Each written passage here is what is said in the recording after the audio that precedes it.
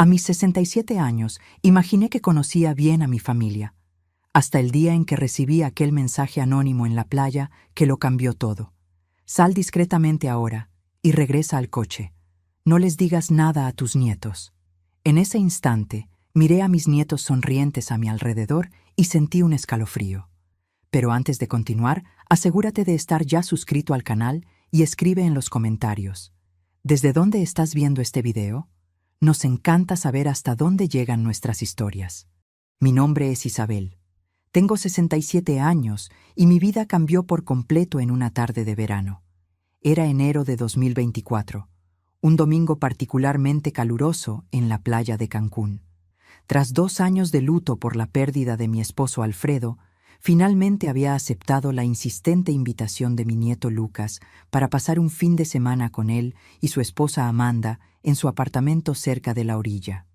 Abuela, tienes que salir de esa casa. Ya hace mucho tiempo que el abuelo se fue, me había dicho Lucas durante su última visita, con esa sonrisa encantadora que siempre usaba cuando quería convencerme de algo desde niño. Lucas, mi único nieto, tenía 29 años y parecía estar prosperando. Graduado en administración, tenía un empleo en una empresa de inversiones, conducía un coche nuevo y siempre hablaba sobre oportunidades de negocios.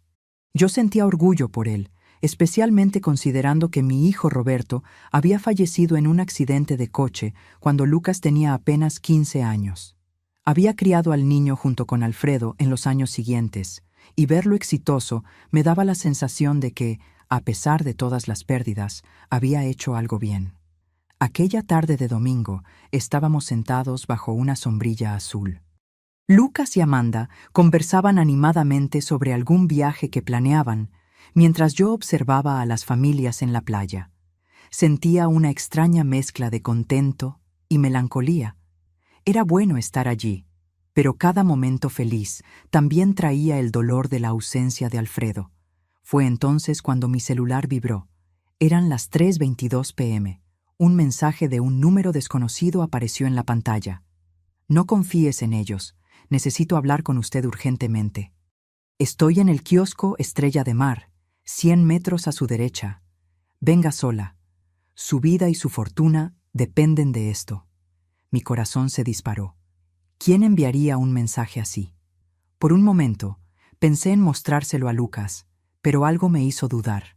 El mensaje mencionaba específicamente: no confíes en ellos. ¿Sería coincidencia? Miré a mi nieto y a su esposa, que continuaban su conversación como si nada hubiera pasado. El celular vibró de nuevo. Señora. Isabel, es sobre su testamento y la casa en San Miguel de Allende. Por favor, venga de inmediato. No mencione este mensaje. Aquello me heló la sangre. Nadie más que la familia sabía sobre la casa en San Miguel de Allende. Era una propiedad valiosa que Alfredo y yo habíamos comprado como inversión años atrás, mencionada solo en nuestro testamento. ¿Cómo sabía este extraño? Me duele un poco la cabeza, mentí, levantándome lentamente. Creo que voy a caminar un poco por la orilla para respirar. —¿Pin? ¿Quiere que la acompañe, abuela? —preguntó Lucas de inmediato, levantándose. —No es necesario, querido. Fue mucho sol. Solo quiero estirar las piernas y comprar agua. Vuelvo en unos minutos. Caminé en la dirección indicada, mis pasos vacilantes en la arena caliente. Cada paso me alejaba de la seguridad familiar y me acercaba a lo desconocido. ¿Estaría siendo imprudente? A mis 67 años, siempre me consideré una mujer cautelosa y sensata. Pero algo en aquel mensaje había activado una alarma interior que no pude ignorar. El kiosco Estrella de Mar era un establecimiento sencillo de madera pintada de azul, con algunas mesas de plástico dispuestas en la arena. Un hombre de mediana edad, cabello gris y gafas oscuras, estaba sentado solo en una mesa de la esquina, observando atentamente mi aproximación. Cuando nuestras miradas se cruzaron, me hizo un leve asentimiento con la cabeza. Con el corazón latiendo fuerte, me senté frente a él. —Señora Isabel —dijo en voz baja—, mi nombre es Eduardo. Soy contador y trabajo en la oficina que administra las inversiones de su nieto Lucas. —¿Cómo sabe sobre mi casa en Campos? Pregunté directamente, aún desconfiada. porque su nieto ha estado haciendo muchas preguntas sobre ella en las últimas semanas, y sobre todos sus bienes en realidad. ¿Él tiene acceso a los documentos del testamento que usted firmó hace 2 meses? Aquella pregunta me golpeó como un puñetazo. Sí, había firmado una actualización de mi testamento recientemente, a pedido de Lucas. Él había insistido en que necesitaba modernizar mis documentos tras la muerte de Alfredo. ¿Cómo sabe eso?, murmuré, sintiendo un escalofrío. Eduardo miró a su alrededor antes de continuar. Señora Isabel, lo que le voy a decir es grave.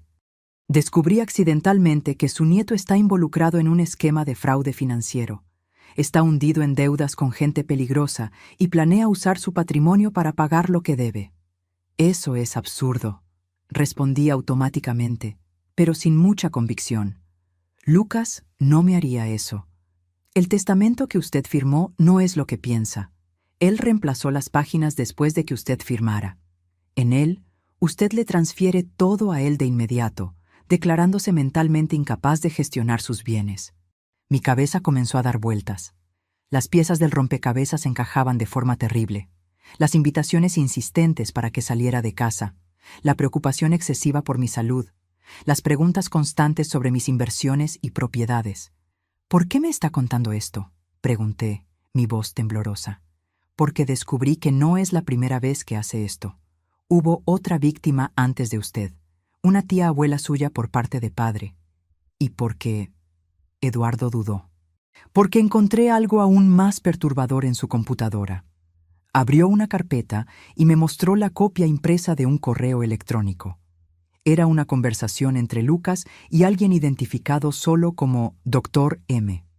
El contenido era explícito sobre aumentar gradualmente la dosis para garantizar que parezca natural. Y los accidentes domésticos son siempre la mejor opción para personas mayores. Mi mundo se derrumbó en ese momento. No era solo mi dinero lo que estaba en juego. Era mi vida. ¿Qué hago ahora?, pregunté, sintiendo el pánico crecer dentro de mí. No puede volver a ese apartamento. Llevan semanas poniendo algo en sus medicamentos para la presión. Por eso se ha sentido tan cansada últimamente. ¿Cómo sabía que andaba exhausta? Llevaba meses sintiéndome extrañamente letárgica, atribuyéndolo a la edad y a la depresión por la pérdida de Alfredo. Pero mis cosas, mis documentos, puedo ayudarla a recuperarlos después. Ahora necesitamos salir de aquí. Ya notaron su demora. Miré hacia atrás y vi a Lucas caminando rápidamente por la arena en nuestra dirección, el rostro contraído en una expresión que nunca había visto antes. No era preocupación, era rabia. En ese momento tomé una decisión que lo cambiaría todo. Me levanté y seguí a Eduardo hasta su coche estacionado cerca. Cuando Lucas gritó mi nombre, fingí no escuchar.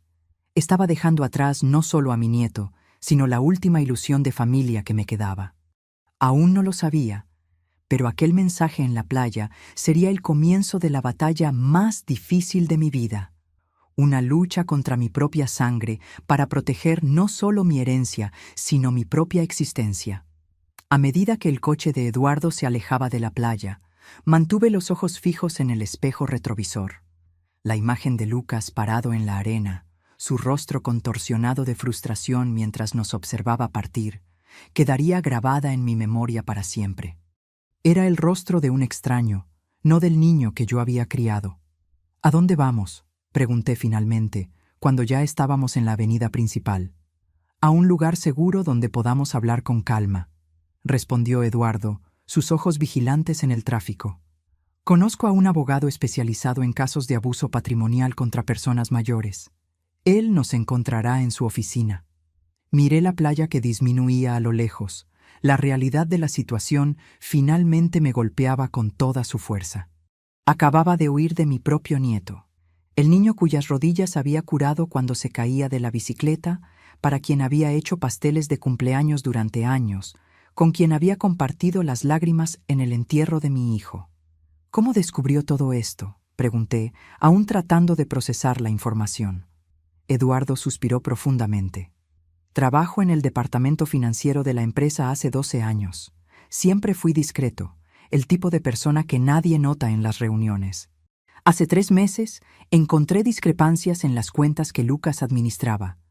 Pequeñas sumas desapareciendo, inversiones de clientes redirigidas temporalmente. Comencé a investigar por mi cuenta. Estacionó frente a un edificio comercial en el centro de la ciudad y continuó. Descubrí que Lucas tiene una deuda de juego de casi 2 millones de reales con gente peligrosa. Casinos ilegales, apuestas deportivas, ese tipo de cosas. Estaba desviando dinero de clientes para cubrir sus pérdidas, pero eso no era suficiente. ¿2 millones? Repetí, incrédula. ¿Cómo puede alguien deber tanto? La adicción al juego es una enfermedad terrible, señora Isabel. Lucas comenzó con pequeñas apuestas en línea, luego fue escalando. Cuando se dio cuenta, ya estaba involucrado con personas peligrosas que ofrecen crédito fácil, pero cobran con intereses exorbitantes y métodos nada convencionales. En la oficina del abogado, un hombre de unos 50 años llamado Dr. Méndez nos recibió con expresión grave. Su oficina era elegante, pero sin pretensiones, con estanterías de libros jurídicos y una ventana que daba al centro de la ciudad. Señora Isabel, lamento que nos conozcamos en estas circunstancias, dijo, indicando un sillón cómodo donde me senté. Eduardo me explicó la situación por teléfono. Necesito hacerle algunas preguntas difíciles, si está preparada. Asentí, aunque no me sentía preparada para nada. Mi mundo se había derrumbado en cuestión de horas. ¿Usted recuerda exactamente lo que firmó en el Nuevo Testamento? Intenté recordar aquel día, hace 2 meses. Lucas había aparecido en casa con una carpeta de documentos, explicando que, tras la muerte de Alfredo, era importante actualizar mi testamento. Dijo que era una simple actualización, que los documentos antiguos no contemplaban la nueva legislación. Había varias páginas. Firmé donde él indicó. El doctor Méndez intercambió una mirada significativa con Eduardo. ¿Y usted recuerda si las páginas estaban numeradas? ¿Si había algún sello oficial o marca de agua? Cerré los ojos, tratando de visualizar el documento. No estoy segura. Confié en él. Es mi nieto. Mi voz se quebró en la última frase. El dolor de la traición era casi físico. ¿Usted ha sentido síntomas inusuales recientemente? ¿Somnolencia excesiva? ¿Confusión mental? ¿Lapsos de memoria más allá de lo normal para su edad? Fue cuando las piezas comenzaron a encajar de forma aún más aterradora. Sí, he dormido mucho. A veces paso el día entero somnolienta. Lucas decía que era depresión por la muerte de Alfredo. Él comenzó a preparar mi té todas las noches. Decía que tenía hierbas calmantes. El doctor Méndez tomó notas rápidas. Necesitamos hacer un examen toxicológico de inmediato, dijo. Eduardo, ¿tiene las copias de aquellos correos electrónicos? Eduardo abrió su carpeta y sacó más documentos impresos. Uno de ellos tenía una lista de medicamentos, con nombres que yo no reconocía. Benzodiazepinas, murmuró el doctor Méndez al examinar la lista. Combinadas con otros sedantes. La intención era clara. Disminuir gradualmente su capacidad cognitiva, crear una apariencia de senilidad o demencia precoz. Pensé en los pequeños olvidos que había tenido en los últimos meses, en las veces que no podía encontrar las llaves u olvidaba nombres de personas conocidas. No era la edad. Me estaban envenenando lentamente. El plan de ellos era declararme incapaz y tomar control de todo, concluí, la voz temblorosa. No solo eso. Eduardo añadió sombríamente.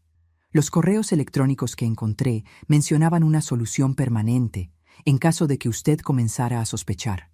Mencionaban un accidente en la escalera de casa. Mi cuerpo entero tembló. El cuarto comenzó a dar vueltas. Me apoyé en la mesa para no caer. Mi propio nieto, susurré. El hijo de mi hijo. ¿Cómo pudo él? El doctor Méndez me dio un vaso de agua y esperó a que me recuperara. Lamentablemente, vemos casos así con frecuencia creciente. La cuestión ahora es cómo protegerla y recuperar el control de sus bienes. Primero, necesitamos garantizar su seguridad física. No puedo volver a casa, ¿verdad?, pregunté, aunque ya sabía la respuesta. De ninguna manera. Lucas seguramente volverá allí y estará furioso. Tenemos que asumir que es peligroso en este momento. ¿Pero dónde voy a quedarme? No tengo otros parientes cercanos. El doctor Méndez intercambió otra mirada con Eduardo. Tengo una hermana que administra una posada en Playa del Carmen, ofreció Eduardo. Es un lugar discreto. Fuera de temporada está prácticamente vacío. Usted estaría segura allí hasta que resolvamos esta situación. La idea de esconderme como una fugitiva a mis 67 años era absurda, pero menos absurda que la alternativa. Regresar a una casa donde mi propio nieto planeaba matarme. ¿Y qué hay de mis documentos, mi ropa, mis medicamentos legítimos? Puedo ayudar con eso, dijo Eduardo. Conozco al portero del edificio donde Lucas vive.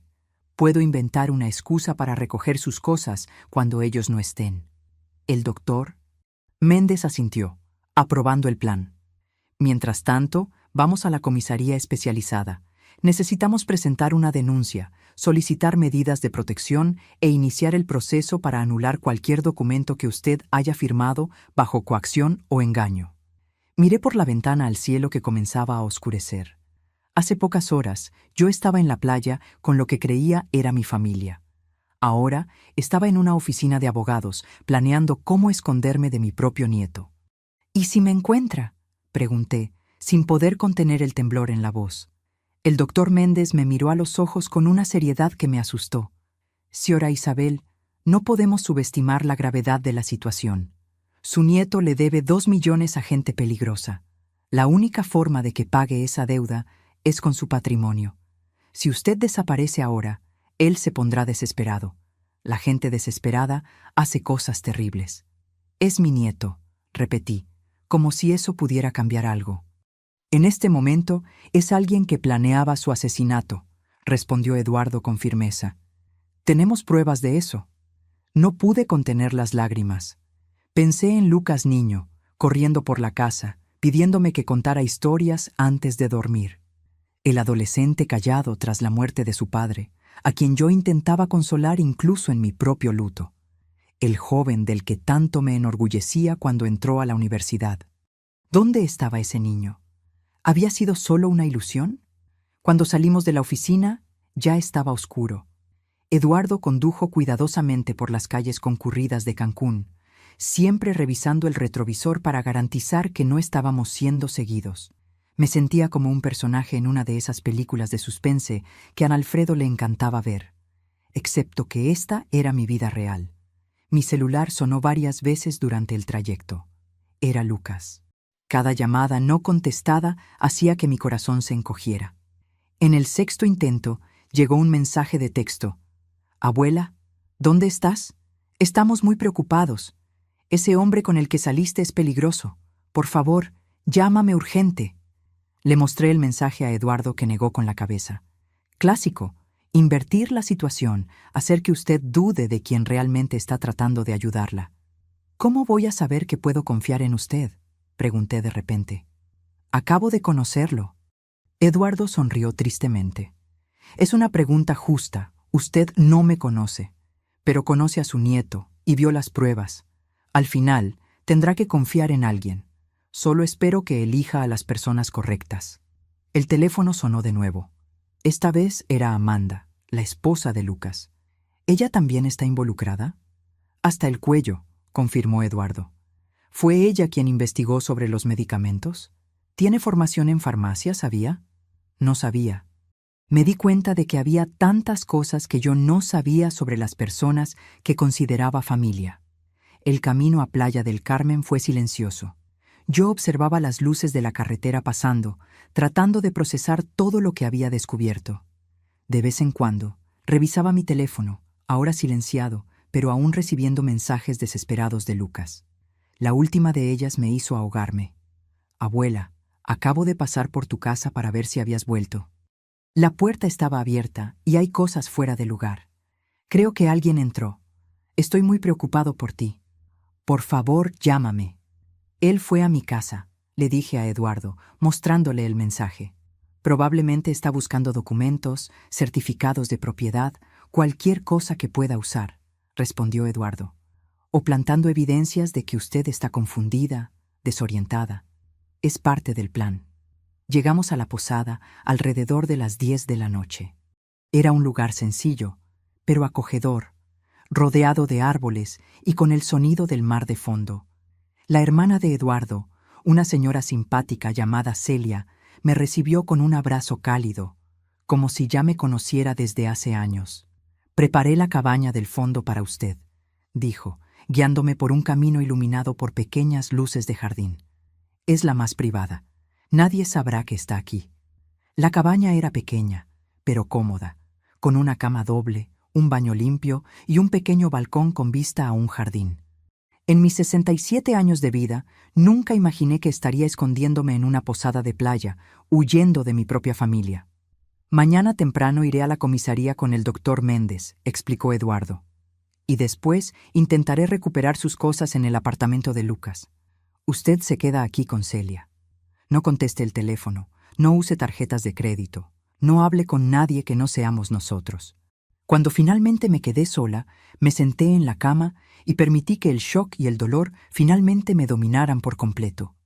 Lloré como no lloraba desde la muerte de Alfredo. Quizás más, porque esta vez no estaba llorando solo por una pérdida, sino por una traición que destruía todas mis memorias felices. ¿Qué diría Alfredo si supiera? ¿Qué pensaría mi hijo Roberto si viera en lo que se había convertido su hijo?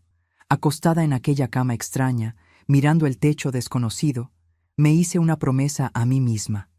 No sería solo una víctima anciana e indefensa. Lucharía con todas mis fuerzas, no solo por mi patrimonio, sino por mi dignidad y por mi vida. Mi nieto había elegido comenzar esta guerra, pero yo sería quien la terminaría. Me desperté sobresaltada con golpes en la puerta. Por un momento me quedé desorientada, sin reconocer el cuarto donde me encontraba. Entonces las memorias del día anterior volvieron como una avalancha. El mensaje en la playa, la revelación de Eduardo, la fuga desesperada de mi propio nieto. «Doña Isabel, soy yo, Celia. Traje el desayuno». Me relajé un poco.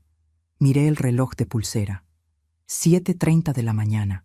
Había dormido más de lo que imaginaba posible, considerando las circunstancias. Abrí la puerta y Celia entró trayendo una bandeja con café, pan, queso y frutas.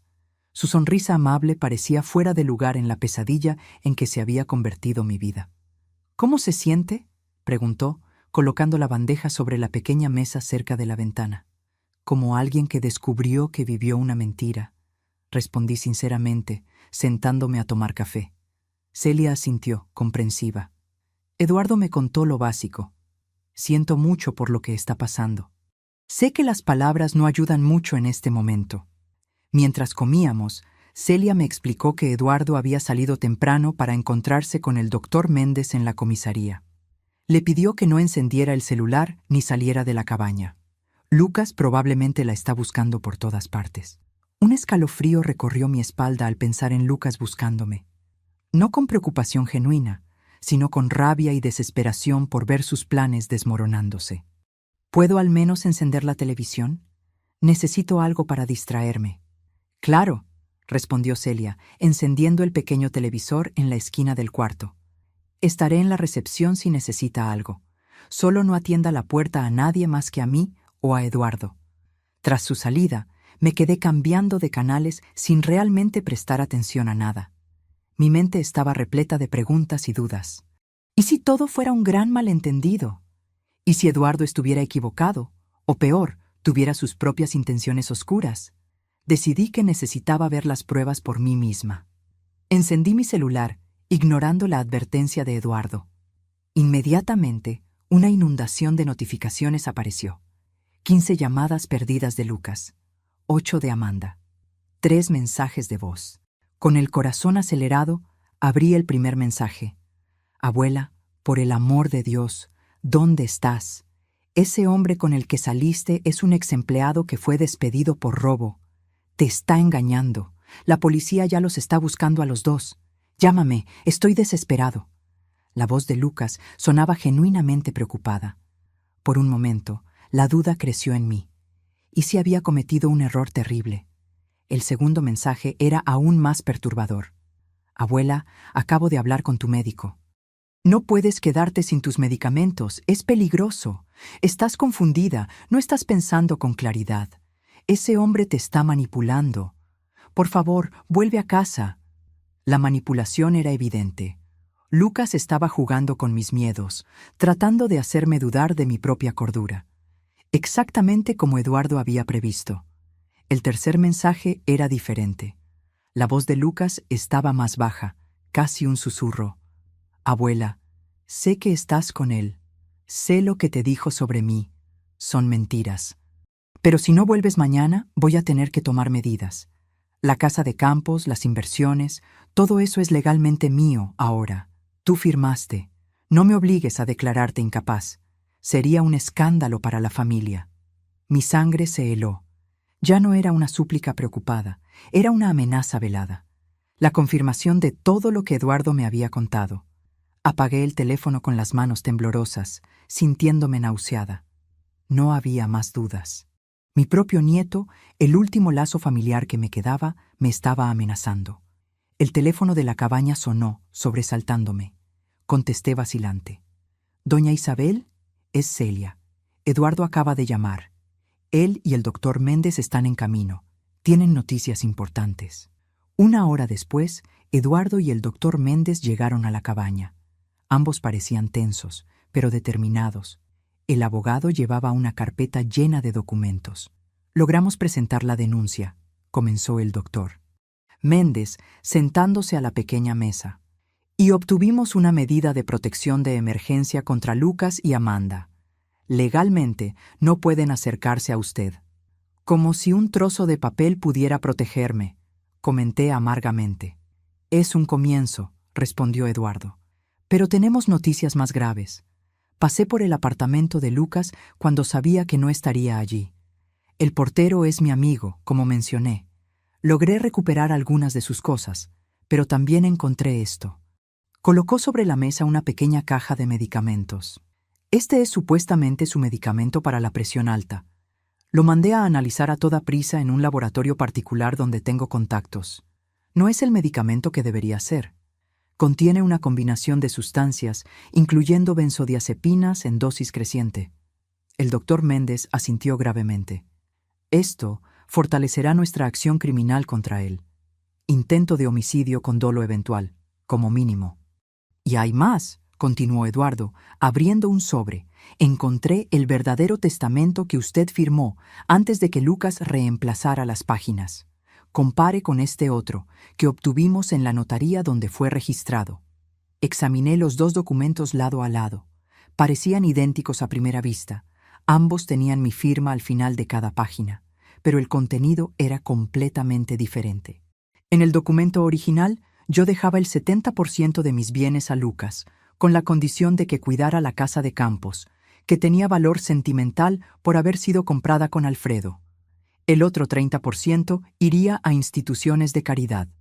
En el documento alterado, yo declaraba estar en plena conciencia, pero preocupada por mi capacidad futura para administrar mis bienes debido a episodios recurrentes de confusión mental y olvido.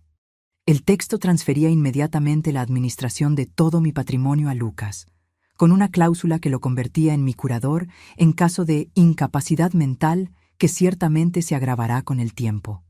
«Esto es monstruoso», murmuré, sintiendo una ola de náusea.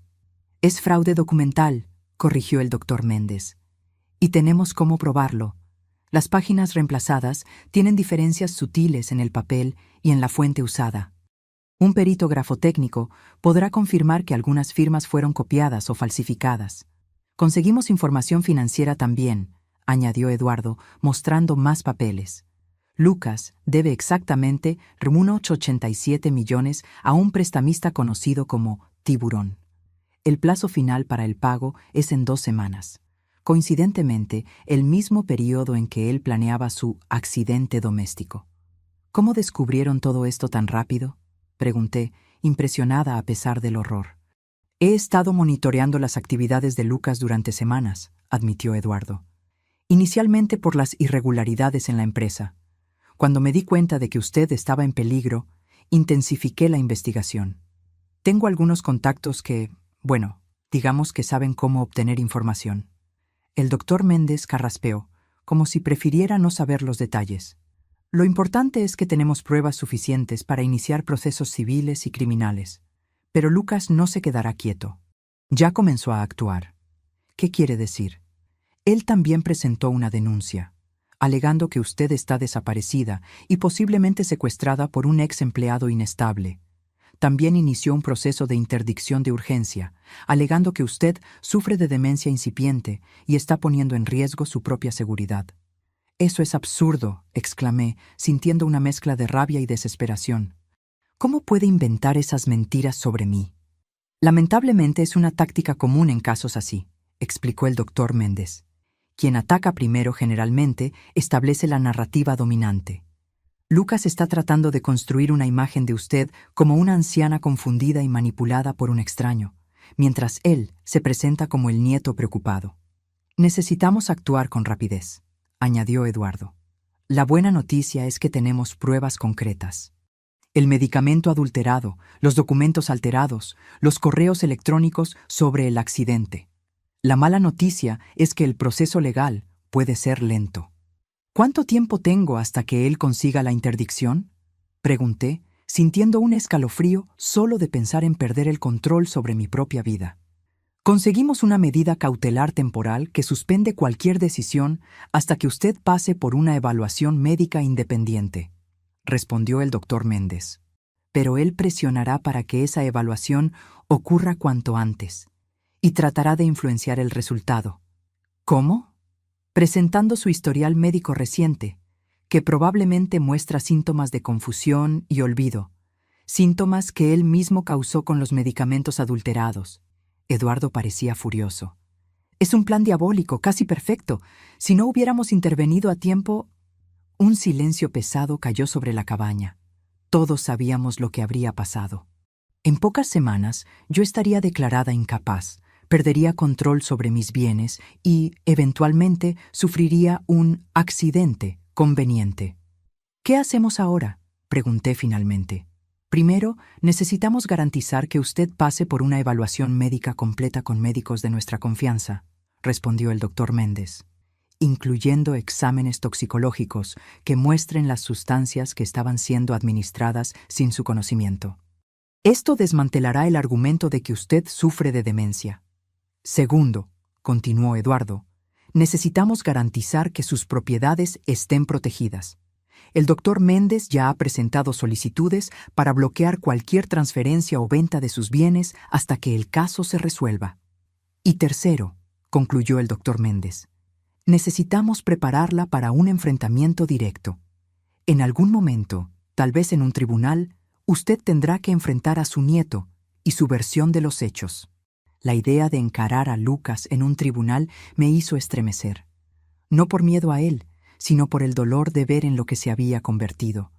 De admitir públicamente que mi propio nieto, el hijo de mi hijo, había planeado mi muerte por dinero. «Hay otra cosa que ustedes necesitan saber», confesé, decidiendo que era hora de total honestidad. «No conté todo sobre mi patrimonio. Hay una cuenta en el extranjero que Alfredo abrió años atrás, cerca de $1 millón en un banco suizo. Lucas no sabe de eso». Eduardo y el doctor Méndez intercambiaron miradas sorprendidas. «¿Por qué no mencionó esto antes?», preguntó el abogado. «Porque no estoy segura de si lo declaré correctamente en la declaración de impuestos todos estos años», admití, avergonzada. «Alfredo se encargaba de eso. Después de que él falleció, continué solo declarando los rendimientos nacionales». El doctor Méndez suspiró profundamente. «Esto complica las cosas. Si Lucas descubre esta cuenta durante el proceso, puede usarla en su contra, alegando ocultación de patrimonio, lo que fortalecería el argumento de que usted no está administrando adecuadamente sus bienes. Por otro lado», reflexionó Eduardo, «es dinero que está seguro, fuera de su alcance. Podemos usar esto estratégicamente». Antes de que pudiéramos continuar la conversación, el teléfono de la cabaña sonó de nuevo. Celia contestó y vino rápidamente hacia nosotros, el rostro pálido. «Eduardo, un coche se detuvo en la entrada de la posada. Es un hombre joven con una mujer. Están preguntando por una señora mayor que habría llegado ayer». Mi corazón se disparó. Lucas nos había encontrado. «¿Cómo nos descubrieron?», susurré, aterrorizada. Eduardo pensó rápidamente. «¿Su celular? ¿Usted lo encendió?». Solo por unos minutos, confesé, para escuchar sus mensajes. Tiempo suficiente para rastrear la señal, murmuró. Tenemos que salir de aquí ahora. El doctor Méndez ya estaba guardando los documentos en su carpeta. ¿Hay una salida por la parte de atrás? Sí, da a un sendero que lleva a la playa, respondió Celia. Mi coche está estacionado allí atrás. Pueden usarlo. Mientras Eduardo y el doctor Méndez reunían apresuradamente nuestras cosas, me quedé paralizada, mirando por la ventana de la cabaña que daba al jardín. La realidad de la situación me golpeó con toda su fuerza. Estaba literalmente huyendo de mi propio nieto, como en una película de suspense. Doña Isabel, necesitamos irnos, insistió Eduardo, tocando suavemente mi hombro. Ellos no pueden verla. Asentí, forzando mis piernas temblorosas a moverse. Tomamos la pequeña bolsa con mi ropa y documentos y salimos por la parte de atrás, siguiendo un sendero estrecho entre arbustos floridos que en otras circunstancias me habrían parecido encantadores.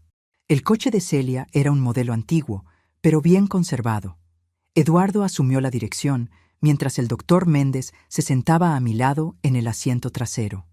¿A dónde vamos?, pregunté mientras el coche avanzaba por una carretera secundaria, lejos de la entrada principal de la posada.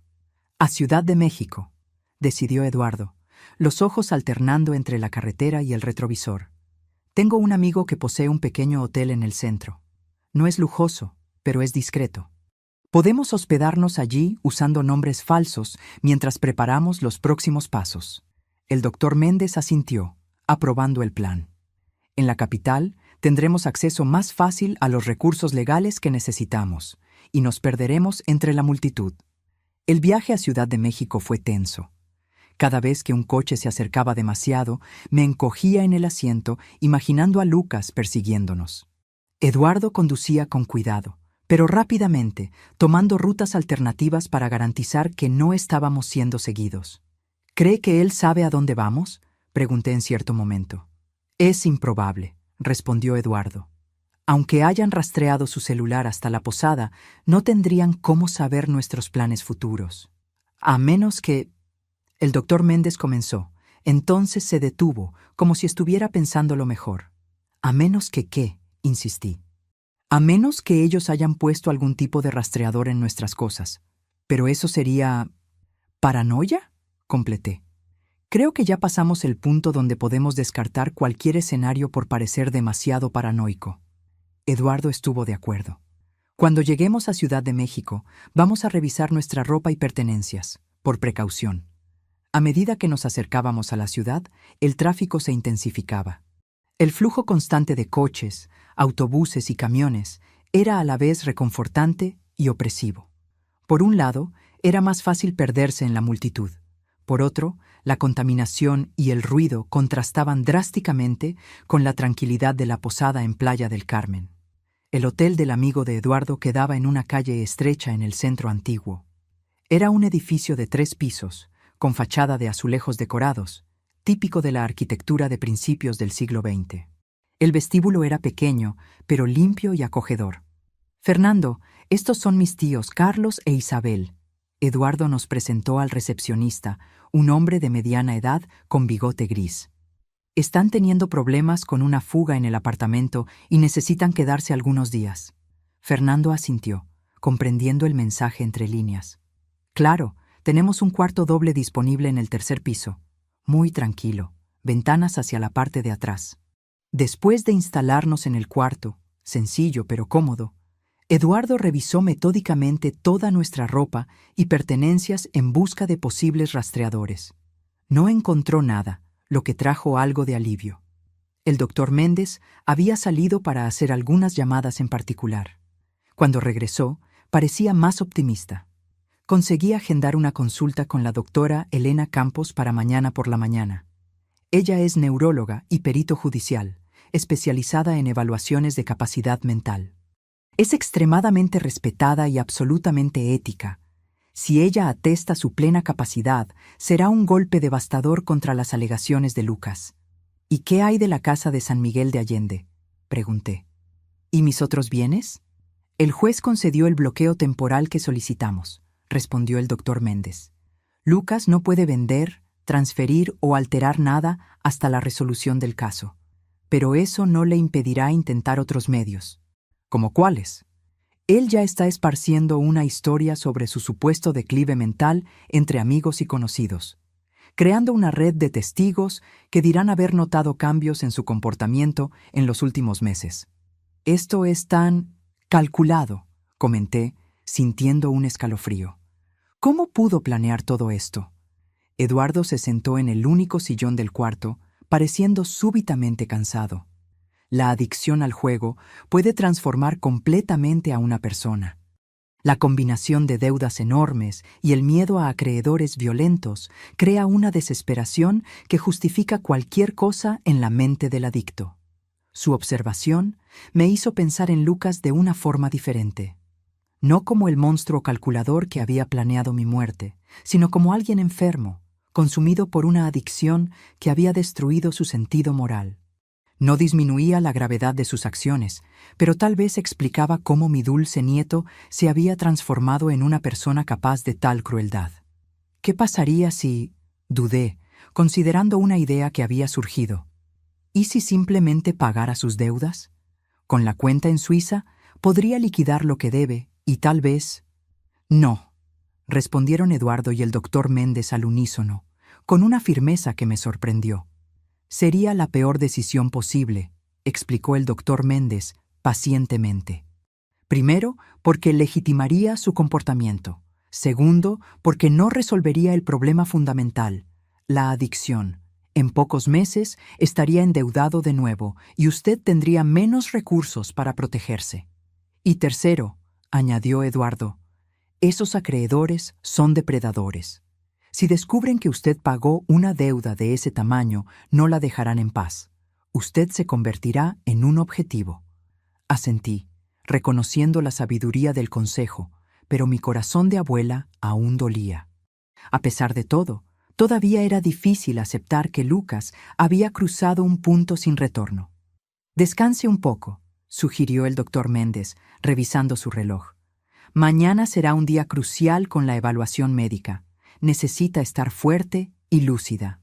Tras la salida de ellos, me quedé sola en el cuarto extraño, mirando por la ventana hacia un patio interno rodeado por otros edificios antiguos. Tan diferente de mi casa cómoda, construida a lo largo de décadas con Alfredo. El sentimiento de exilio era abrumador. Cerré los ojos, tratando de recordar cómo era Lucas niño. Su primer día de escuela, cuando se agarró a mi pierna, aterrorizado por lo desconocido.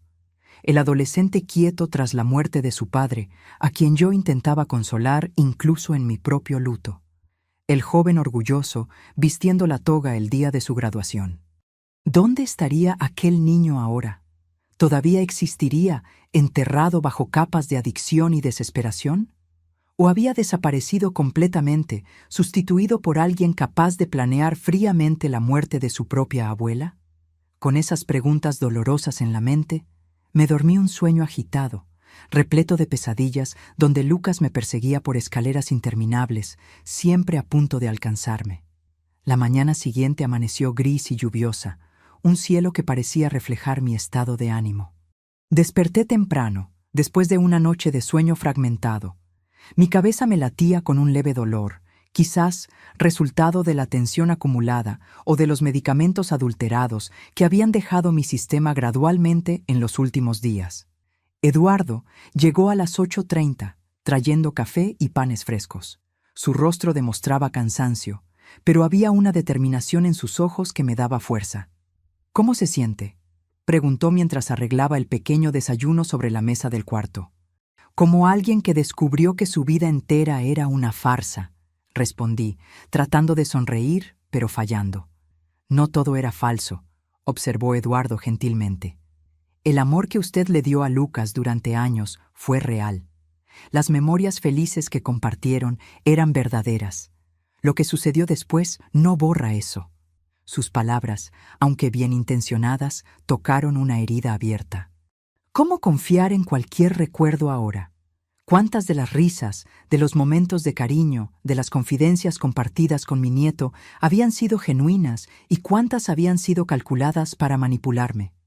Tenemos que salir en 20 minutos para la consulta con la doctora Elena, informó Eduardo, cambiando de tema al notar mi incomodidad.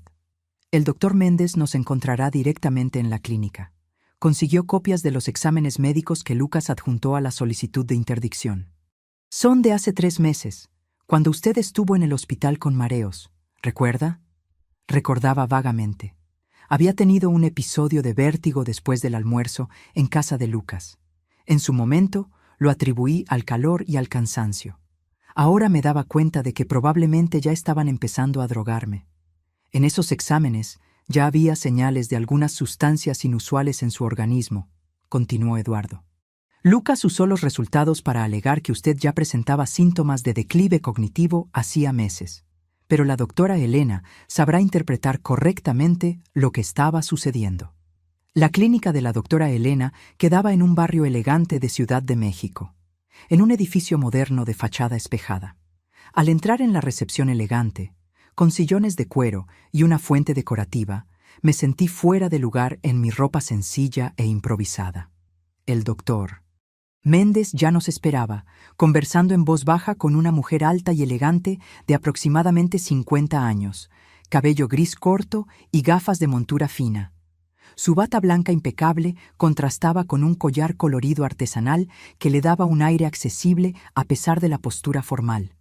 «Doña Isabel, esta es la doctora Elena Campos», nos presentó el doctor Méndez. La médica me saludó con un apretón de manos firme y una sonrisa gentil. «Vamos a mi consultorio. Necesitamos hacer una evaluación completa y tengo muchas preguntas». Las 3 horas siguientes fueron agotadoras. Primero, la doctora Elena recogió muestras de sangre y orina para análisis toxicológicos. Después, condujo una batería de pruebas cognitivas, desde preguntas sencillas como fecha y lugar, hasta ejercicios complejos de razonamiento lógico, memoria y toma de decisiones. Durante todo el proceso, me hizo preguntas detalladas sobre mi historia médica, mi rutina diaria, y específicamente sobre los momentos en que había sentido confusión mental u olvido. ¿Los síntomas siempre empeoraban después de las comidas en casa de Lucas?, preguntó en determinado momento, anotando mis respuestas en una tableta. Sí, ahora que lo pienso, especialmente después del té de la noche que él insistía en preparar. Decía que tenía hierbas calmantes que me ayudarían a dormir mejor. ¿Y cuándo fue la primera vez que notó estos episodios de confusión? Intenté recordar con precisión. Creo que comenzó hace unos 3 meses, después de que firmé lo que Lucas llamó actualización del testamento. La doctora Elena intercambió una mirada significativa con el doctor Méndez. Esto coincide con los primeros exámenes que muestran trazas de benzodiazepinas en su organismo. Al final de la evaluación, la doctora Elena se quitó las gafas y me miró directamente. «Doña Isabel, con base en todas las pruebas que realicé hoy, puedo afirmar categóricamente que usted no presenta ningún signo de demencia, Alzheimer o cualquier otra condición neurodegenerativa. Su capacidad cognitiva es absolutamente compatible con su edad, con desempeño por encima del promedio en varias pruebas. De hecho, sentí un alivio inmenso con sus palabras. Una cosa era que Eduardo y el doctor Méndez me creyeran, otra completamente diferente era tener una confirmación médica oficial. ¿Y qué hay de los episodios de confusión que tuve? Los resultados preliminares de los análisis toxicológicos confirman la presencia residual de sustancias como lorazepam y otros medicamentos que, combinados, causan exactamente los síntomas que usted describe: somnolencia, confusión, lapsos de memoria. No es su mente la que está fallando, doña Isabel. Usted estaba siendo sistemáticamente envenenada. La palabra envenenada flotó en el aire como una sentencia. Era una cosa saber intelectualmente lo que Lucas estaba haciendo, otra completamente diferente escuchar a una médica respetada confirmar el horror en términos tan claros. «Voy a emitir un informe completo al final del día», continuó la doctora Elena. «El doctor Méndez puede usar esto tanto para derribar la solicitud de interdicción como para fundamentar el proceso criminal contra su nieto». De vuelta en el coche, después de la consulta, me permití llorar por primera vez desde que habíamos huido de la posada. No eran lágrimas de miedo o autocompasión, sino de una tristeza profunda por lo que Lucas se había convertido y por lo que había hecho con nuestra relación. «¿Qué pasa ahora?», pregunté cuando finalmente me calmé. «Ahora contraatacamos», respondió el doctor Méndez con firmeza, con el informe de la doctora. «Elena, no solo derribamos la solicitud de interdicción, sino que invertimos el juego. Vamos a interponer acciones criminales por intento de homicidio, fraude documental, administración de sustancias nocivas sin consentimiento y estafa». «¿Cuánto tiempo hasta que esto se resuelva?». El doctor Méndez dudó. «Los procesos criminales pueden llevar meses, a veces años. Pero la parte civil, relacionada con la protección de sus bienes y la anulación de los documentos fraudulentos, puede resolverse más rápidamente, especialmente con las evidencias que tenemos». La perspectiva de un largo proceso judicial me asustaba. A mis 67 años, no tenía tantos años por delante para desperdiciar en tribunales. «¿Y qué hay de Lucas?», pregunté. «¿Será arrestado?». «Con las evidencias que tenemos, es altamente probable», respondió el doctor Méndez. «Intento de homicidio con premeditación es un crimen grave. Sumado a las otras acusaciones, puede enfrentar una pena considerable». La idea de mi nieto en prisión me causaba sentimientos contradictorios. Por un lado, él había planeado fríamente mi muerte. Por otro, era el hijo de mi hijo, el último pedazo de familia que me quedaba.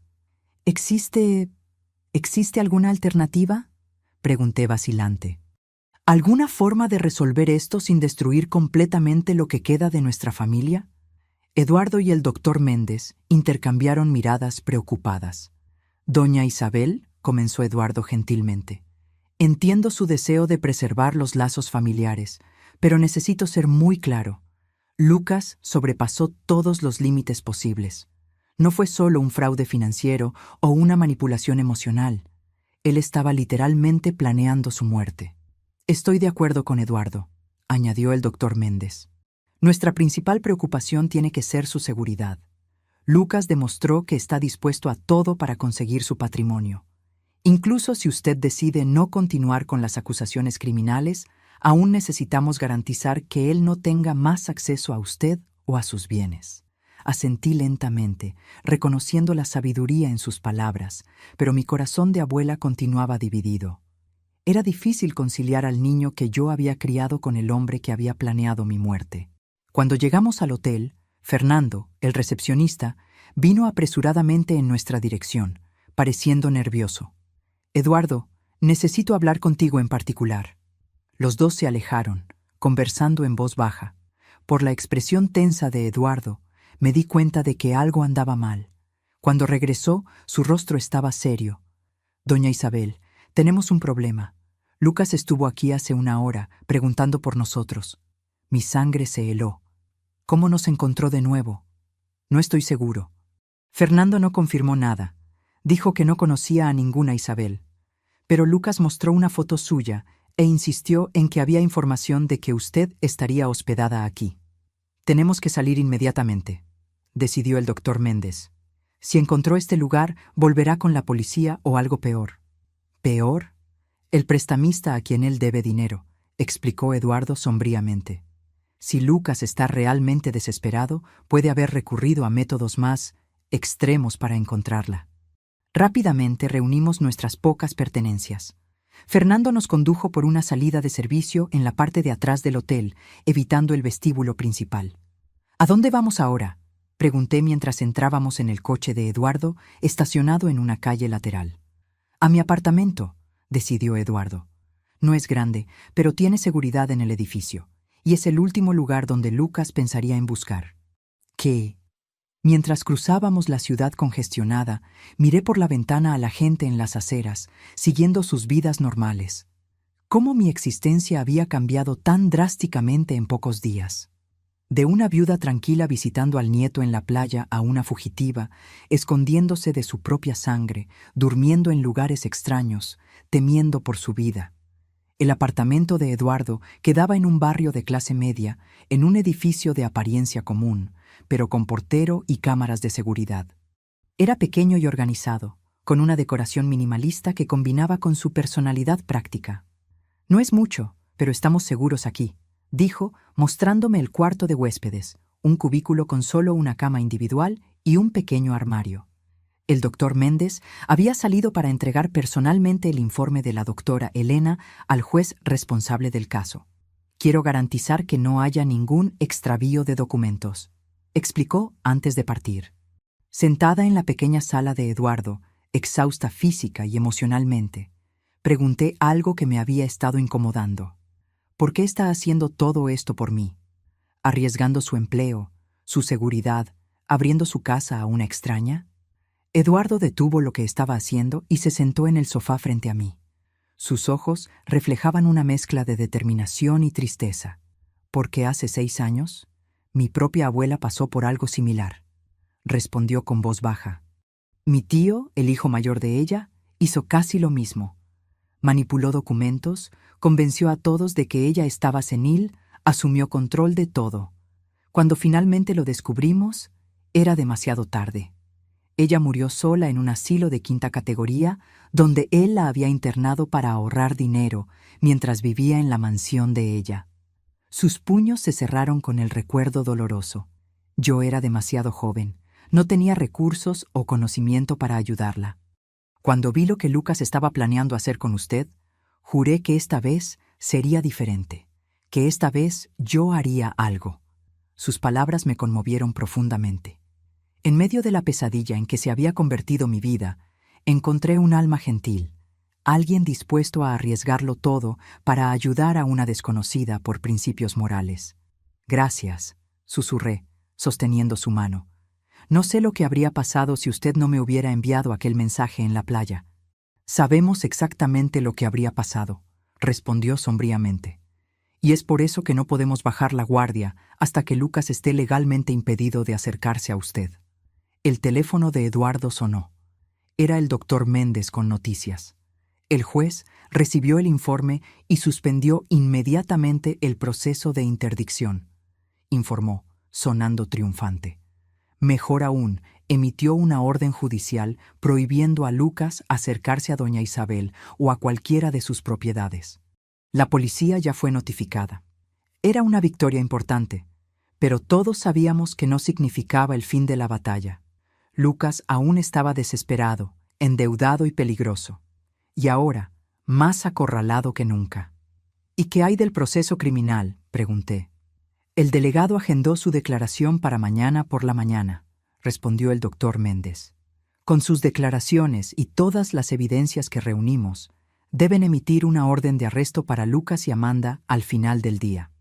La perspectiva de ver a mi nieto arrestado aún me causaba un profundo malestar, pero ahora entendía que era necesario, no solo para mi seguridad, sino también para impedirle perjudicar a otras personas. Aquella noche, Eduardo reforzó la seguridad del apartamento, revisando 2 veces todas las cerraduras e instalando un dispositivo de alarma portátil en la puerta. El doctor Méndez se había ido, pero prometió volver a la mañana siguiente con noticias. ¿Cree que estamos seguros aquí?, pregunté mientras Eduardo preparaba un té en la pequeña cocina. Creo que sí, respondió, aunque podía notar vacilación en su voz.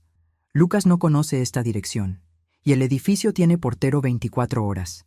Sin embargo, viendo mi expresión preocupada, añadió, pero tal vez sea prudente pensar en un lugar aún más seguro. Tengo un amigo que posee una granja en las afueras de la ciudad. Podríamos ir allí mañana hasta que Lucas sea capturado. Asentí, agradecida por su preocupación, pero al mismo tiempo cansada de huir. A mis 67 años, después de una vida de trabajo honesto con Alfredo, me había convertido en una fugitiva, escondiéndome en lugares desconocidos, temiendo por mi seguridad. ¿Qué le pasó a mi vida?, murmuré, más para mí misma que para Eduardo. Fue interrumpida temporalmente, él respondió, sentándose frente a mí y ofreciéndome una taza de té. Pero no se acabó. Usted va a reconstruirla, diferente quizás, pero aún suya. Sus palabras contenían una sabiduría que me reconfortó. Sí, mi vida había sido puesta patas arriba, pero todavía estaba en mis manos. Si conseguía sobrevivir a esta crisis, podría empezar de nuevo, con nuevas bases, nuevas personas, nuevos propósitos. Por la mañana, el timbre sonó temprano. Era el doctor Méndez, pareciendo agitado. Tenemos una pista sobre Lucas, anunció tan pronto como entró. Un portero de hotel en Monterrey reconoció su foto en el noticiero. Aparentemente, él y Amanda se registraron anoche bajo nombres falsos. ¿Monterrey?, preguntó Eduardo sorprendido. ¿Por qué irían allí? No estoy seguro, pero la policía está en camino. Con suerte, serán detenidos en las próximas horas. La noticia trajo un pequeño alivio, pero algo aún me incomodaba. Monterrey no tiene sentido, observé.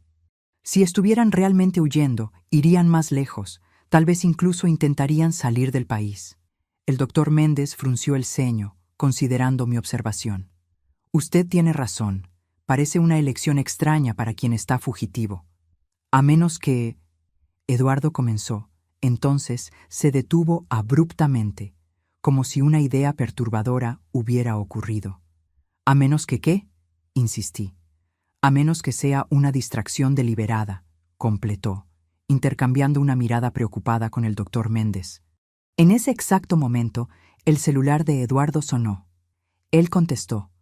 Escuchó por algunos segundos y su rostro palideció. ¿Cuándo?, preguntó tensamente. Entendí. Estamos saliendo de inmediato. Colgando, se giró hacia nosotros con urgencia. Alguien invadió su casa en Ciudad de México, doña Isabel. El sistema de alarma se disparó hace 15 minutos. La policía está en camino, pero... Lucas, concluí, sintiendo un escalofrío en la espalda. Él nunca estuvo en Monterrey. Envió a alguien para crear una falsa pista mientras iba tras lo que realmente quería. Necesitamos ir allí, decidió Eduardo. Si está buscando documentos o valores, necesitamos saber exactamente lo que cogió. Es peligroso, alertó el doctor Méndez. Si Lucas todavía está en la casa, la policía ya debe haber llegado, argumentó Eduardo. Y necesitamos evaluar los daños, ver lo que buscaba. A regañadientes, el doctor Méndez estuvo de acuerdo, y en 20 minutos estábamos en el coche, dirigiéndonos a mi casa, un lugar que yo no veía desde aquella fatídica ida a la playa, que parecía haber ocurrido hace una eternidad, aunque hubiera sido solo hace unos días. Al acercarnos a la calle familiar, vi 2 patrullas de policía estacionadas frente a mi casa. El pequeño jardín que yo cuidaba con tanto cariño parecía intacto, pero la puerta principal estaba visiblemente dañada. Un policía nos abordó cuando salimos del coche. La casa fue invadida, explicó. La alarma asustó al invasor, que huyó antes de nuestra llegada, pero causó bastante daño allí dentro. Parece que buscaba algo específico. Entrando en la casa, me quedé choqueada con lo que vi. Cajones volteados, armarios abiertos, documentos esparcidos por el suelo. Mi santuario, el hogar que había compartido con Alfredo por décadas, profanado por la avaricia y desesperación de mi propio nieto. Fue directo a la oficina, observó Eduardo, caminando por el pasillo. Sabía exactamente lo que buscaba. En la pequeña oficina, el caos era aún mayor. El escritorio antiguo, que tanto le encantaba a Alfredo, había sido dañado, sus cajones arrancados y vaciados. La caja fuerte empotrada en la pared estaba abierta, su contenido desaparecido. ¿Qué había en la caja fuerte?, preguntó el doctor Méndez. Algunas joyas de familia, documentos importantes y... Dudé, recordando algo que casi había olvidado. Los datos de acceso a la cuenta en Suiza. Eduardo y el doctor Méndez intercambiaron miradas alarmadas. Si Lucas consiguió esos datos, habló Eduardo lentamente, puede intentar acceder a la cuenta remotamente, transferir todo el dinero. Necesitamos llamar al banco de inmediato, decidió el doctor Méndez, ya cogiendo el teléfono. Bloquear la cuenta antes de que sea demasiado tarde. Mientras ellos se ocupaban de eso, caminé lentamente por la casa, absorbiendo la extensión de la violación. Cada habitación contenía memorias. El cuarto donde Alfredo y yo dormíamos abrazados en las noches frías. La cocina donde él preparaba su famoso arroz al horno los domingos. La sala donde Lucas, aún niño, abría regalos de Navidad con ojos brillantes de excitación. Ahora todo estaba manchado, no solo por la invasión física, sino por la traición que había precedido este momento. Cogí una fotografía caída en el suelo. Yo, Alfredo y Lucas, en su graduación de la secundaria. 3 rostros sonrientes, orgullosos, unidos. Una imagen de una familia que ya no existía. El doctor Méndez apareció a mi lado, el rostro sombrío. Conseguí hablar con el banco en Suiza. Confirmaron que hubo un intento de acceso a la cuenta hace 20 minutos, usando sus credenciales. ¿Lucas lo consiguió? No. El banco bloqueó el intento por venir de una IP no reconocida. Tienen protocolos rigurosos para cuentas de ese tamaño, pero ahora implementaron un bloqueo total. Nadie podrá acceder a la cuenta hasta que usted comparezca personalmente a la agencia en Suiza. Suspiré, parcialmente aliviada. Al menos no consiguió el dinero. Pero ahora está más desesperado que nunca, observó Eduardo, uniéndose a nosotros. Y sabe que su última esperanza de pagar las deudas acaba de desaparecer. Un policía se acercó, sosteniendo su radio. Señora Nogueira, acabamos de recibir una información importante. Un vehículo registrado a nombre de Lucas Nogueira fue avistado en la carretera hacia San Miguel de Allende hace cerca de 1 hora. La mención de San Miguel de Allende hizo que mi corazón se disparara. La casa de veraneo, la propiedad que tenía tanto valor sentimental para mí y Alfredo. Está yendo a la casa de Campos, concluí. Tal vez crea que hay algo de valor allí, algo que pueda vender rápidamente. O simplemente está desesperado y sin opciones, sugirió Eduardo, buscando un lugar para esconderse temporalmente. La policía de San Miguel de Allende fue notificada, informó el policía. Están monitoreando la propiedad y las carreteras de acceso. El doctor Méndez, después de una breve conversación telefónica, se volvió hacia nosotros. Hablé con el delegado responsable del caso. Sugiere que usted se quede en un hotel bajo protección policial hasta que Lucas sea capturado. La idea de otro escondite, otra cama extraña, más días viviendo con miedo, me causó una súbita ola de indignación. No, yo no continuaría huyendo. No permitiría que Lucas robara también mi dignidad e independencia. No, respondí firmemente, sorprendiéndome a mí misma con la determinación en mi voz. Basta de esconderme. Voy a San Miguel de Allende. ¿Qué? Exclamó Eduardo, choqueado. Pero es exactamente hacia allá donde Lucas está yendo. Precisamente, respondí, una nueva resolución creciendo dentro de mí. Es hora de enfrentar a mi nieto directamente, en territorio que conozco, que significa algo para nuestra familia. Es extremadamente peligroso, argumentó el doctor Méndez. Lucas está acorralado, desesperado. La policía va a capturarlo, solo necesitamos esperar. ¿Y si destruye la casa antes de eso? Aquel lugar contiene las últimas memorias intactas que tengo con Alfredo. No permitiré que Lucas las profane como hizo con esta casa. Eduardo y el doctor Méndez intentaron disuadirme, presentando argumentos racionales sobre seguridad y procedimientos. Pero por primera vez, desde que todo había comenzado, me sentí completamente segura de mi camino. Voy a San Miguel de Allende, repetí con finalidad. Con o sin ustedes. La policía ya está allí. Estaré segura. Pero necesito estar presente. Necesito ver esto terminar con mis propios ojos. Tras más argumentos, finalmente estuvieron de acuerdo, con la condición de que yo estuviera estrictamente bajo supervisión policial y no intentara confrontar a Lucas personalmente. Acepté los términos, aunque en mi interior sabía que, cuando llegara el momento, haría lo que mi corazón determinara. 3 horas después, nuestro coche subía las carreteras sinuosas de la sierra, en dirección a San Miguel de Allende. El paisaje era bellamente incongruente con el drama que estábamos viviendo. Montañas verdes bajo un cielo azul cristalino, el aire cada vez más fresco a medida que ganábamos altitud. La policía confirmó que el coche de Lucas está en la ciudad, informó Eduardo después de recibir una llamada. Pero aún no localizaron exactamente dónde está. Está en la casa, respondí con una certeza que no podía explicar. Es hacia allá donde vamos, y es allí donde todo terminará. A medida que nos acercábamos al destino, sentía una extraña calma instalarse. Después de días de miedo e incertidumbre, finalmente estaba tomando las riendas de mi propia historia. Fuera cual fuera el resultado del enfrentamiento inminente con Lucas, yo lo enfrentaría de pie, no más como una víctima asustada, sino como la mujer fuerte que Alfredo siempre vio en mí. La carretera serpenteaba entre araucarias centenarias. llevándonos al encuentro que cambiaría para siempre el significado de la palabra familia en mi vida. La carretera a San Miguel de Allende me traía memorias contradictorias a cada curva. Recordaba los viajes con Alfredo, el sonido de su risa cuando yo expresaba nerviosismo en las partes más empinadas del trayecto. Recordaba también a Lucas niño en el asiento trasero, preguntando cada 5 minutos si ya habíamos llegado. Tantos recuerdos felices, ahora manchados por lo que estaba por venir. Doña Isabel, habló Eduardo interrumpiendo mis pensamientos.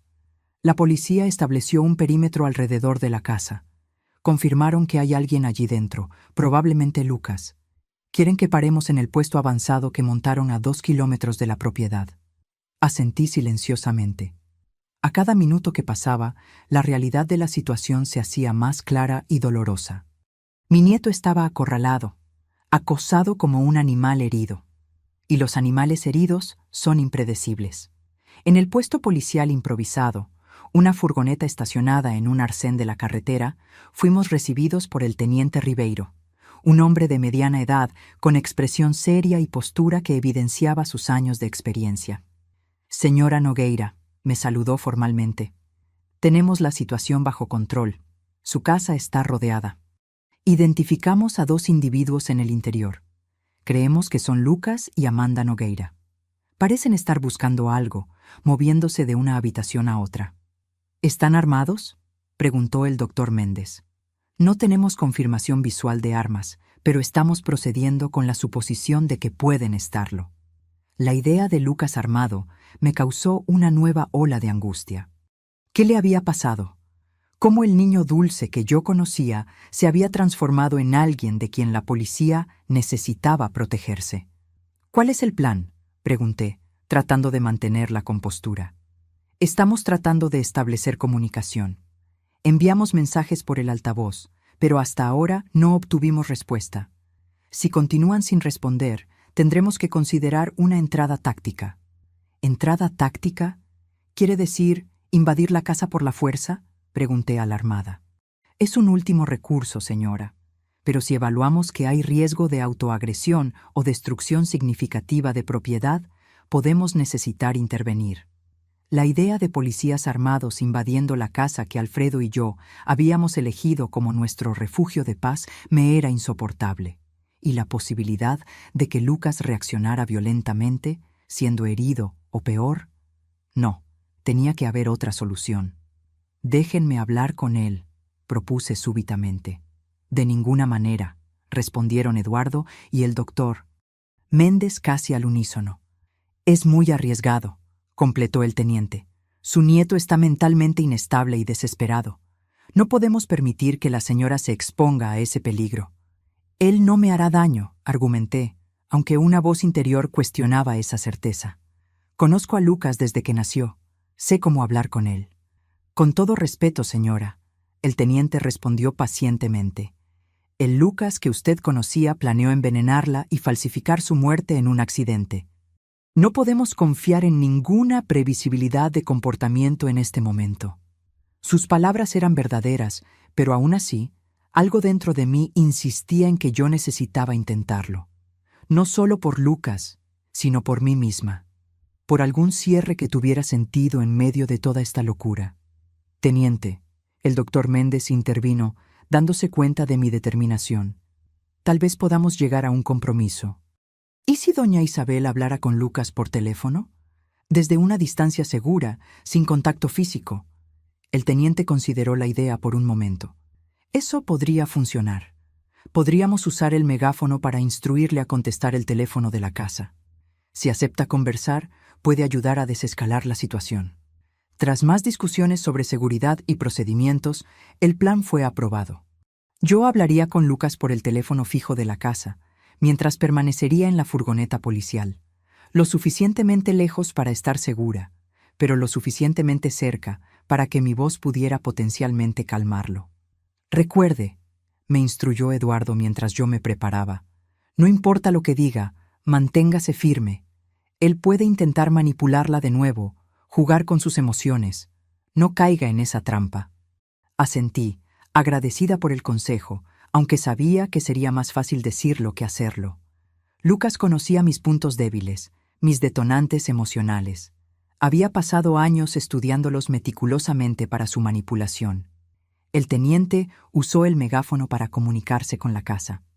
Lucas Nogueira, sabemos que usted y Amanda están allí dentro. La casa está rodeada. No hay salida.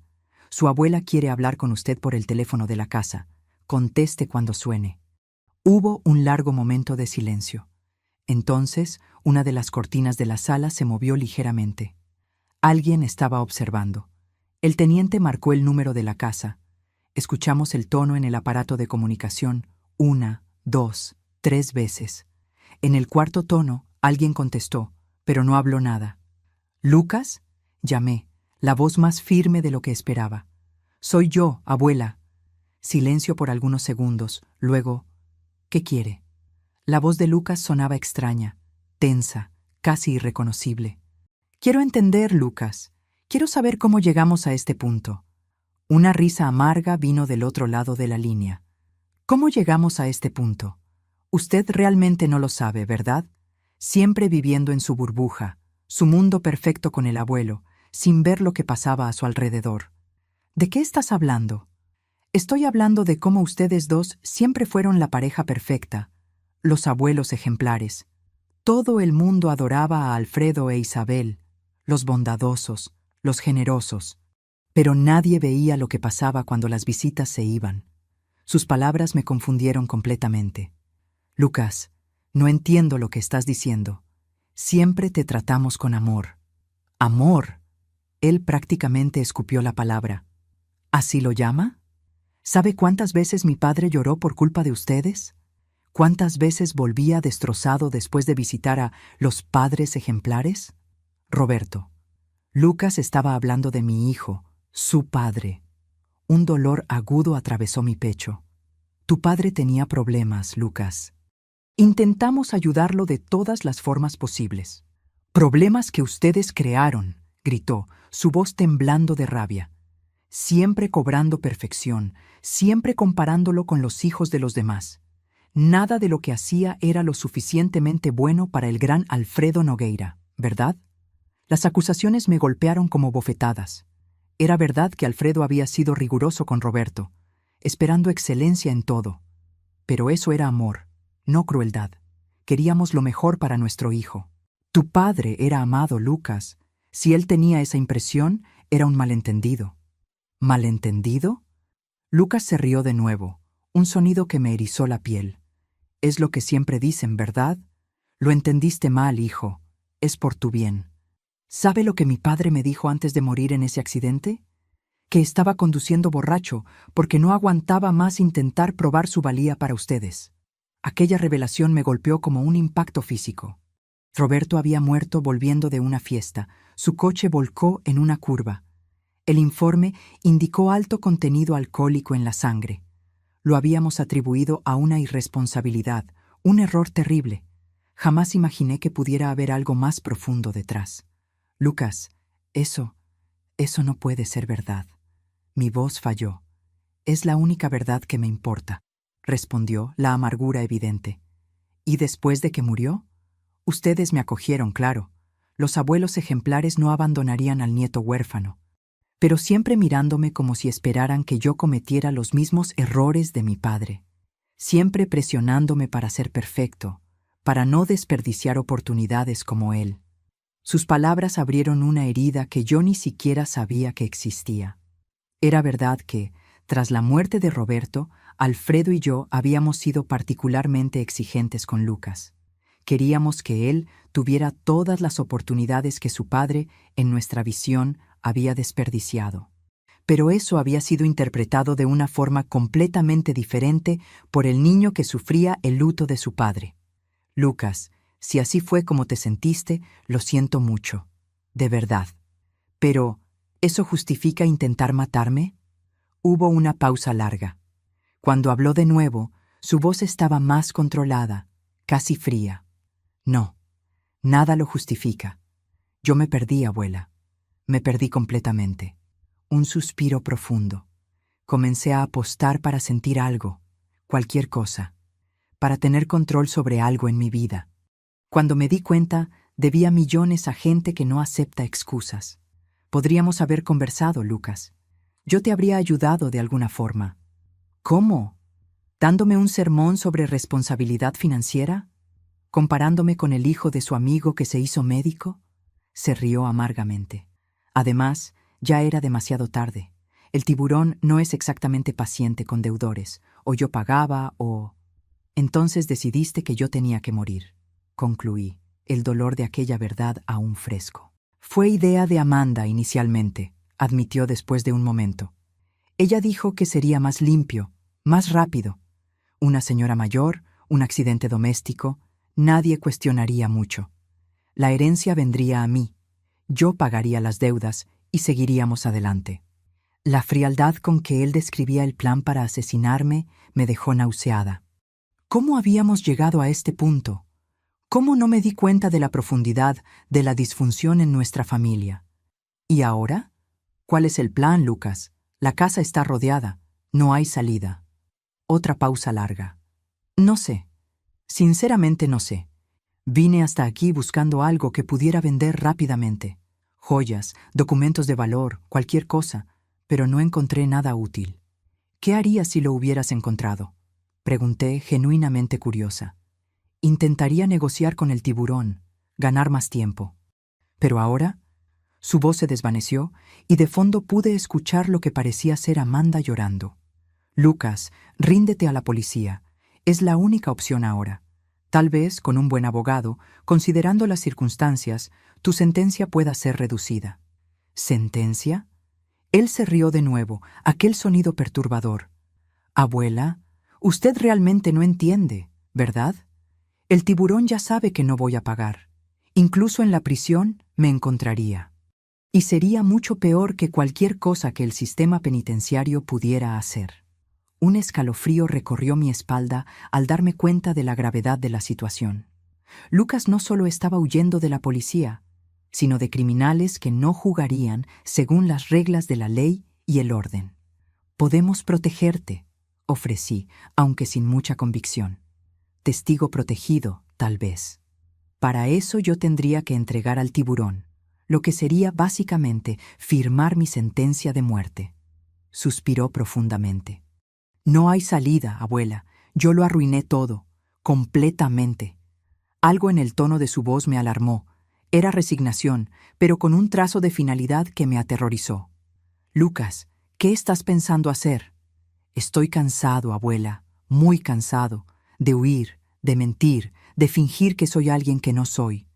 Lucas, escúchame, no hagas nada impulsivo. Podemos resolver esto juntos. ¿Juntos?, preguntó, y por un momento escuché al niño inseguro que había sido. ¿Después de todo lo que hice? ¿Después de haber planeado lo que planeé hacer contigo? Para mí, Lucas, respondí firmemente.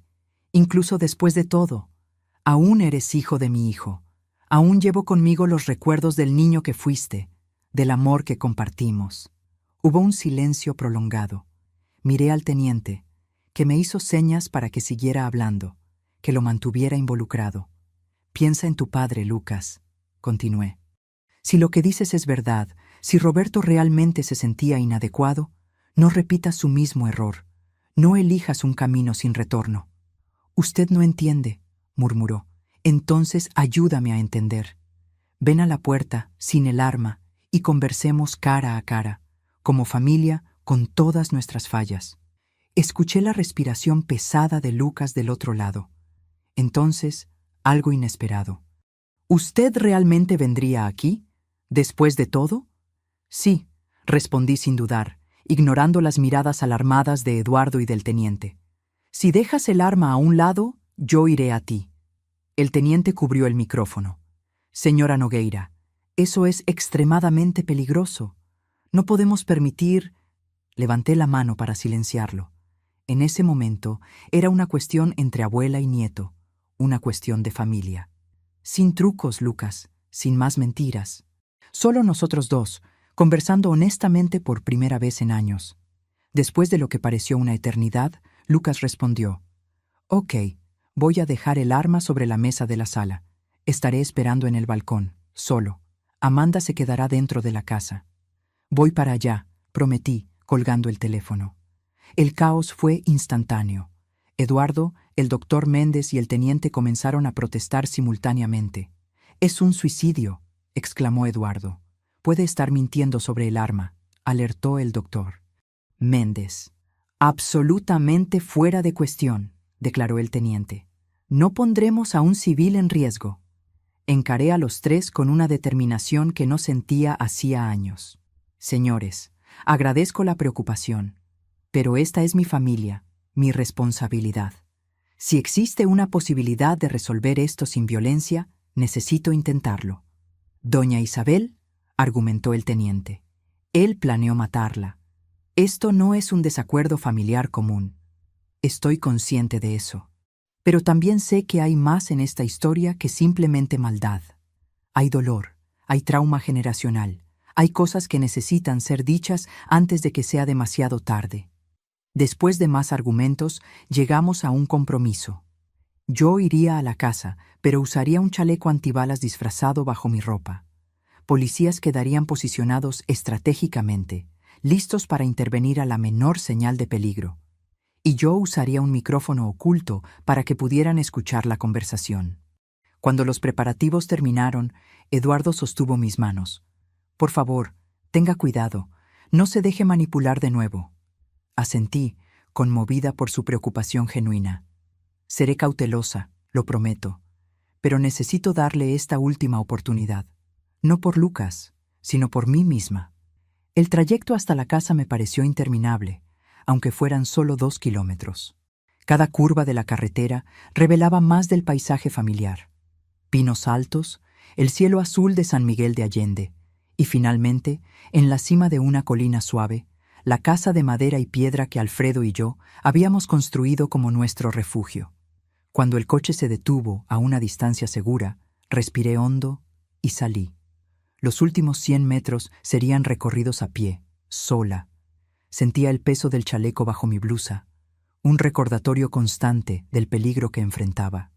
A medida que me acercaba, vi a Lucas sentado en los escalones del balcón. Parecía más pequeño de alguna forma, encorvado, sin el aire confiado que siempre exhibía. Su rostro estaba pálido, los ojos rojos de quien había llorado recientemente. Me detuve a unos metros de distancia. «Lucas». Él levantó la cabeza lentamente. «Abuela, realmente vino. Dije que vendría». Un silencio incómodo se instaló entre nosotros. Tantas cosas que decir, tantas heridas abiertas, y ninguno de nosotros sabía por dónde empezar. «El arma está en la mesa», finalmente habló, haciendo un gesto vago hacia el interior de la casa. «Como prometí». Asentí, manteniendo distancia. «¿Qué te pasó, Lucas? ¿Realmente pasó?». Él pasó las manos por el rostro, un gesto que me recordó tanto a Roberto que mi corazón se encogió. Comencé a apostar en línea durante la universidad. Era solo diversión al principio, pequeñas cantidades. Luego gané en grande una vez, y aquella sensación no era como nada que yo ya había sentido. Control, poder, validación, todas las cosas que nunca sentí creciendo. Él se miró las propias manos como si pertenecieran a otra persona. Cuando comencé a perder, ya estaba viciado. Necesitaba recuperar el dinero, entonces apostaba más. Un ciclo sin fin. Conocí a Amanda en un casino clandestino. Ella trabajaba allí. Me ofreció ayuda especial con préstamos. Parecía la solución para todos mis problemas. «¿Por qué nunca pediste nuestra ayuda, Lucas? Alfredo y yo habríamos hecho cualquier cosa por ti». Él se rió amargamente. «Cualquier cosa excepto aceptarme como yo era. ¿Recuerda cuando reprobé cálculo en el primer año de la universidad? El abuelo no me habló por semanas.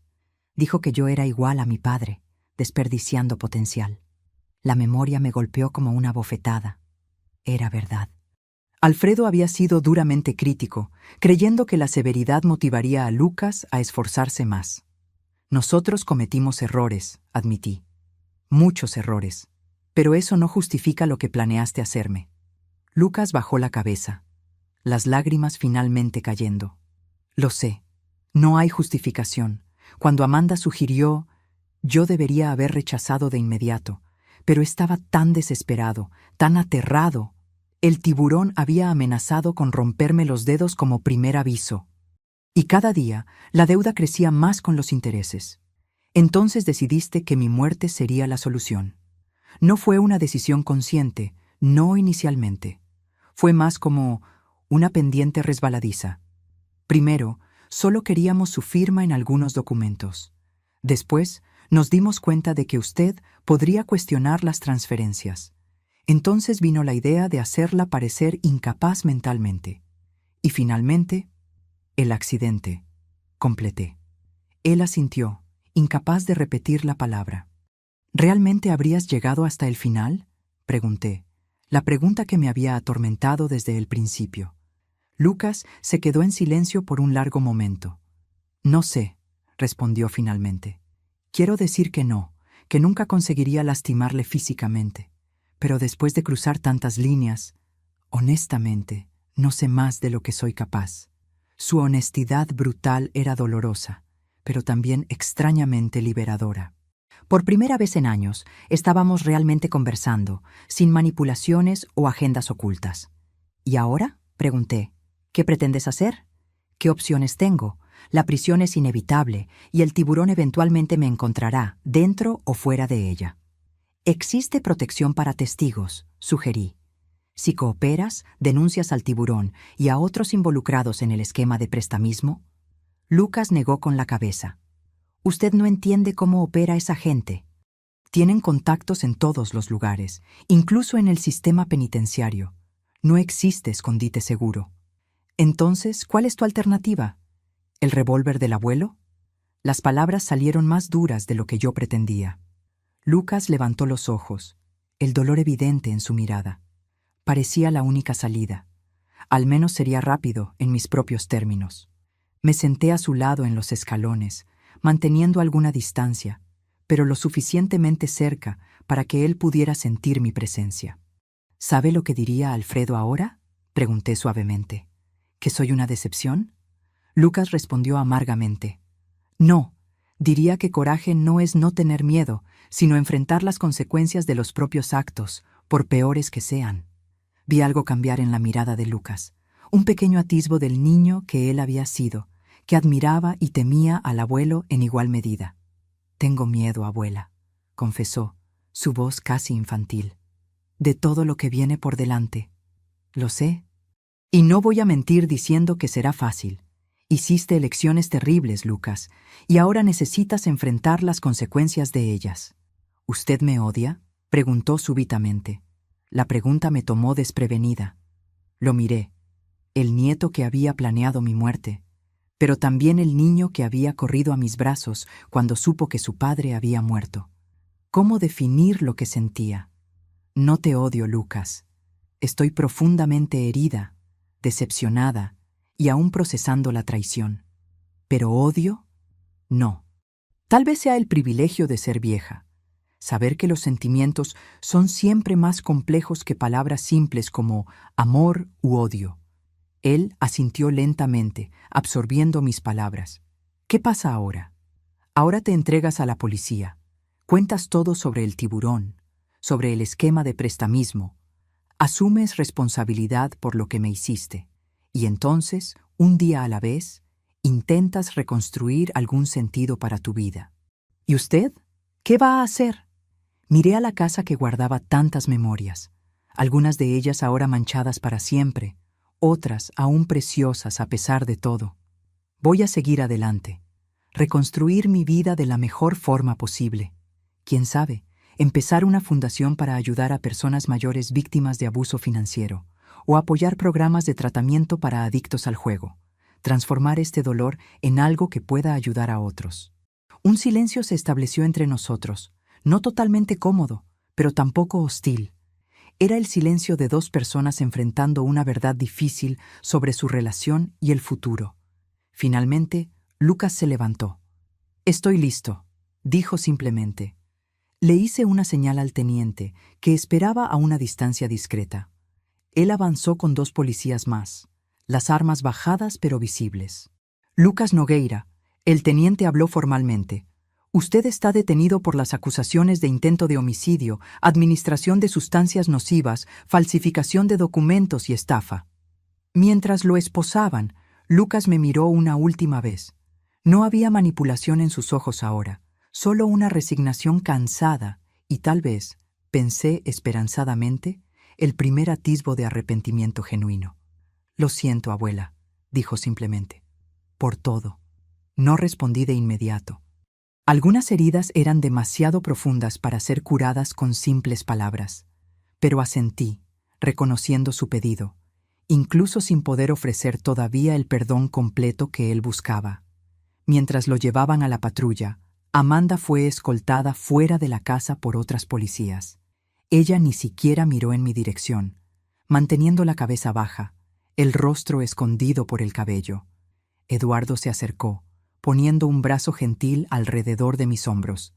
¿Está bien? No, respondí honestamente. Pero voy a estarlo.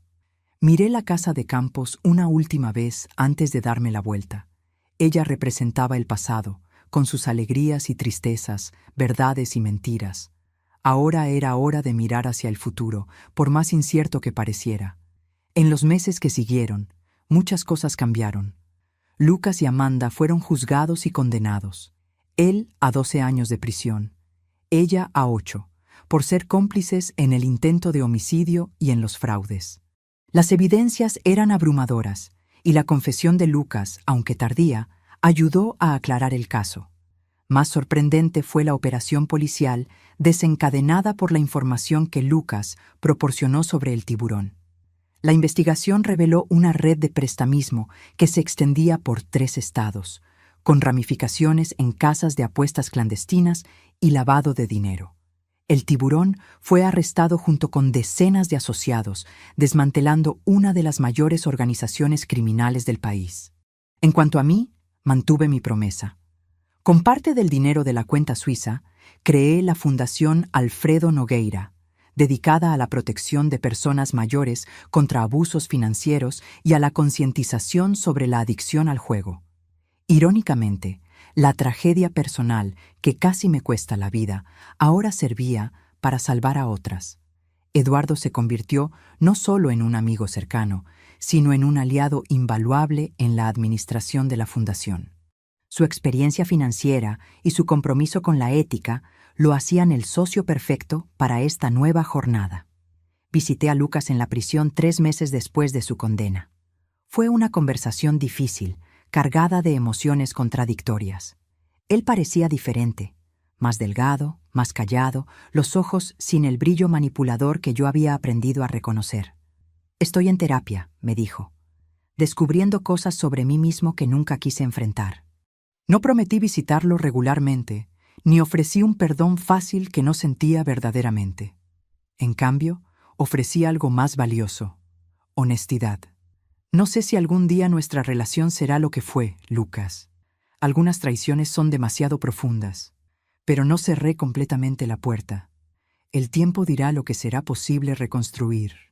A veces, cuando despierto en mi nueva casa en Ciudad de México, más pequeña pero más acogedora, todavía siento un momento de pánico, recordando aquel mensaje en la playa que lo cambió todo. Pero entonces respiro hondo y recuerdo que aquel mensaje, por más doloroso que haya sido, también me salvó. A mis 67 años, descubrí que familia no es solo sangre y ADN. Es confianza, respeto y elecciones diarias de amar y proteger. La familia que tengo ahora, los amigos de la Fundación, Eduardo, incluso algunos de los ancianos que ayudamos, fue elegida y construida conscientemente, no simplemente heredada. En cuanto a la casa en Campos, decidí no venderla ni abandonarla. En cambio, la transformé en un centro de retiro para personas mayores víctimas de abusos, un lugar donde pueden recuperarse y reconstruir sus vidas. Las memorias felices que compartí allí con Alfredo, y sí, incluso con Lucas niño, no fueron borradas. Ahora solo coexisten con el dolor, como sucede con todas las historias de familias reales. En el balcón de aquella casa, donde tuve la conversación final con Lucas antes de su arresto, instalé un banco con una placa simple: para nuevas historias y segundas oportunidades. Es allí donde me siento en las tardes de verano, observando a personas mayores caminando por el jardín, encontrando fuerza en su vulnerabilidad compartida. Y cuando el sol comienza a ponerse sobre las montañas, pienso en cómo la vida puede cambiar completamente en un único momento, con un mensaje inesperado de un extraño en una playa soleada. Ahora, si te gustó esta historia, haz clic en este próximo video que está apareciendo en la pantalla porque en él hay una historia de traición y revuelta como nunca has visto antes.